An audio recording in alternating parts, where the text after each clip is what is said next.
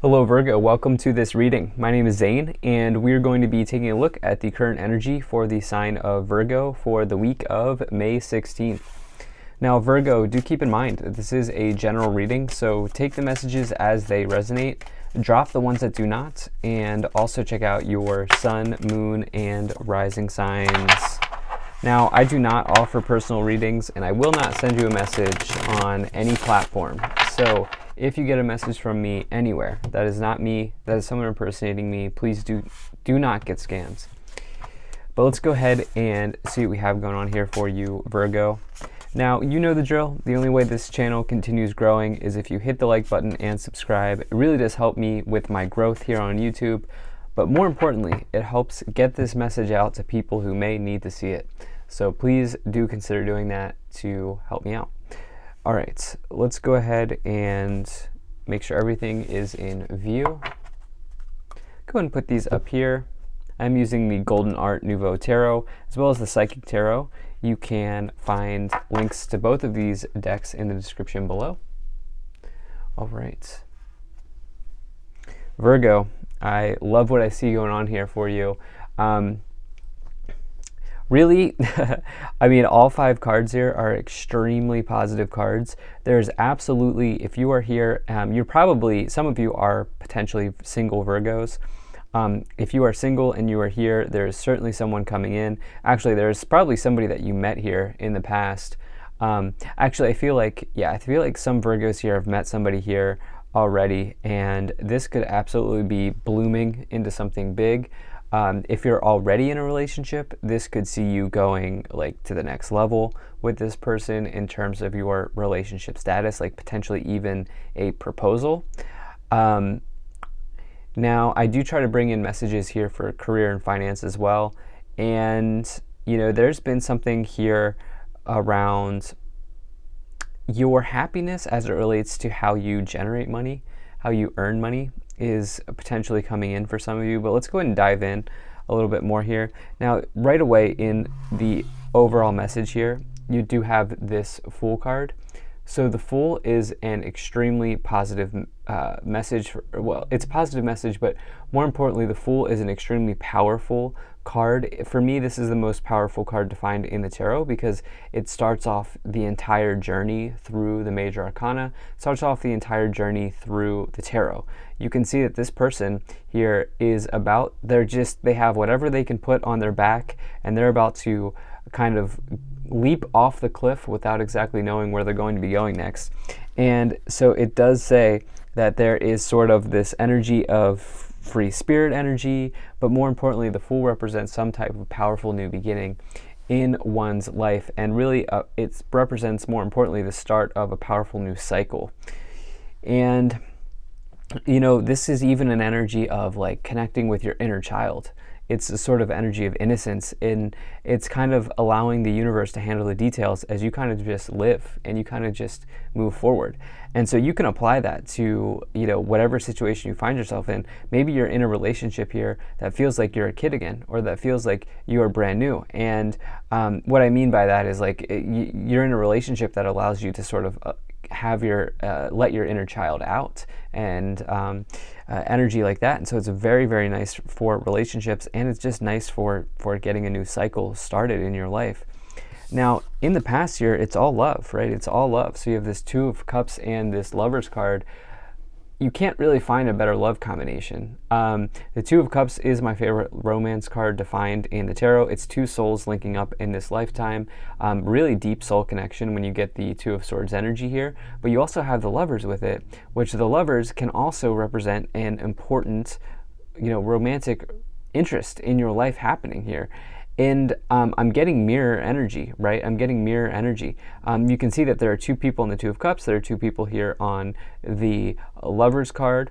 And, you know, these people you may have recently met your mirror in life. And, you know, this is, yeah, what else is there to say? Now, if you are not here for love, what's going on is you've had an extremely important decision to make in partnership. In the business area of your life. You know, you may have decided, okay, do I Do I partner up with this person to, start a career venture, start a business venture? Do I partner up with this company? Do I collaborate with this company? There's been something here around partnership and, working together with another person, but this has been an important choice, right? This is not something that you would take lightly here with the Lovers, the Two of Cups, and the Fool to start this situation out, or to start this reading out. This is something that's kind of on a deeper level, and a more powerful level. And so some of you have been making extremely important decisions, but some of you have really met a deep person, somebody that, you probably will end up having an extremely deep connection with. So in the future, you have the Ten of Cups and you have the Nine of Pentacles here. So the Ten of Cups is, total happiness, total joy. You can see you've reached the end of the rainbow here. You've received the cup at the end of the rainbow. And you can see that this is a heavy energy around family. You can see the young family here. They also own the home in the background. And so this represents, new beginnings for you in this case, because you have the Fool. Some of you, you've met this person and you're like, wow, I could start a family with this person, or, this is somebody that I can see myself with for, quite a long time. And, that could certainly be the case here. Like I said, if you're already in a relationship, this could see you, getting engaged, potentially doing some family planning. If you're already married, certainly family planning, or, welcoming a new family member into the family, something like that here going on here. But this is about total happiness, right? The Ten of Cups is an amazing card to find, but it's also a major energy of abundance, as I talked about here with the real estate in the background, homeowners on the deck of, I was about to say deck of cards, but on the illustration here of this card. And you have that combined with this Nine of Pentacles, which is really a message of financial independence. Some of you maybe have achieved financial independence by within your relationship. And some of you have maybe set nice boundaries in those areas. If you're not here for love, the Nine of Pentacles says that you have everything you need to be, content in terms of your material situation. You can see that they have pentacles here that are growing. And, that for me is a sign of, passive income, dividend investing, maybe a house that's appreciating in value. But you have these pentacles, something that's continuing to grow for you. But you also have the fruit, which is about sustainability, sustenance, being able to provide for yourself and being able to support yourself. But this person also has a friend with them, right? You can see the bird. And so it's really about being content in the material world, pretty much having an idyllic sort of situation in the material world. And so it's almost like for some of you here, there's a big message around happiness in the material. There's a big message here around maybe an important decision you have to make something happen for yourself. But let's go ahead and move up the pyramid. This is, it's hard for me to even nitpick this. It's it's hard for me to get picky with this reading. So you have the Seven of Cups, you have the Virgo card, which is the Hermit, and you have the World, as well as the Wheel of Fortune. Okay, so this is incredible. I don't even know what to say. So you have this Virgo energy here, which is your energy. You are showing up here very strongly, and I do feel like some of you maybe have recognized that, I don't really want to be single anymore, and I don't really want to walk through life alone at this time, and which is what the Hermit person is doing here. And that is certainly something that I feel like maybe some of you have spent a lot of time deciding, as you have the Lover's card and the Seven of Cups. Seven of Cups, this person is confused by the many choices at hand, the many options available to them. And they have it here with the Lover's card, which is about an important choice to make. Well, you have that, and you have that kind of combining with this theme of being alone or being isolated. Now, the Hermit card can be a very good card of somebody discovering the meaning of life, or discovering the meaning of what's going on in this, of the star energy here, of what's going on in the Lantern. And, it's a very nice energy for like self-mastery, building wisdom, building knowledge, becoming wise. But for you, I think this is about understanding that you don't necessarily want to go at something alone, whether that is life or that is even business or like some sort of business situation. You don't want to go at that alone. And so I think that has been a big kind of decision that some of you have been weighing. You have the World and the Wheel of Fortune in the future. The World is a major completion of a cycle. It is you being at the top of the world here. So you have the Ten of Cups and the World, two completions, right? Two completions happening. Both cards can represent completions. And you also have this cycle beginning with the Fool and this cycle closing out with the World. You could also say that the World is gearing you up for a new chapter and the Fool is the new chapter beginning. So it's sort of like cycles are being closed out here. New cycles are beginning for many of you. And you have it here with the Wheel of Fortune as well, which the Wheel of Fortune is like perfect alignment in this case. And it also, there's a little bit of luck, or there's maybe a lot of luck involved with the Wheel of Fortune, but it does say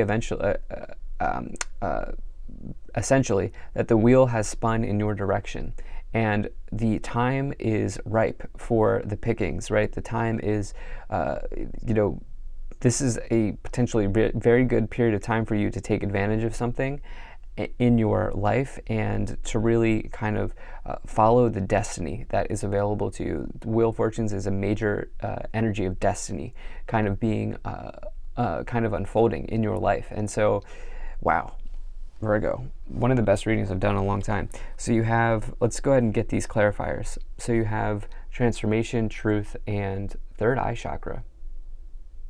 So this is the transformation card is the death card. I think this is the right interpretation of the death card. This is person's becoming a butterfly, which is really what the death card's about. On the other end of the death card says that on the other end of a situation or an event, you will be a completely different person. And nowhere does that imply that it has to be bad. So some of you are going through major love transformations, major life transformations.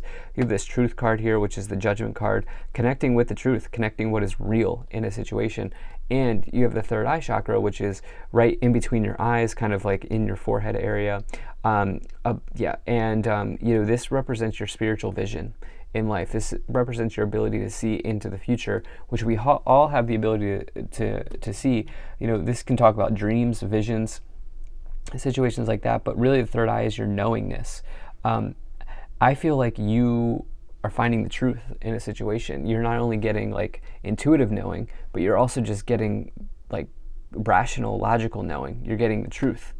And so you're combining those two parts of yourself here to understand that there's perfect alignment here around something. Let's go ahead and move up the pyramid. So you have the Six of Pentacles.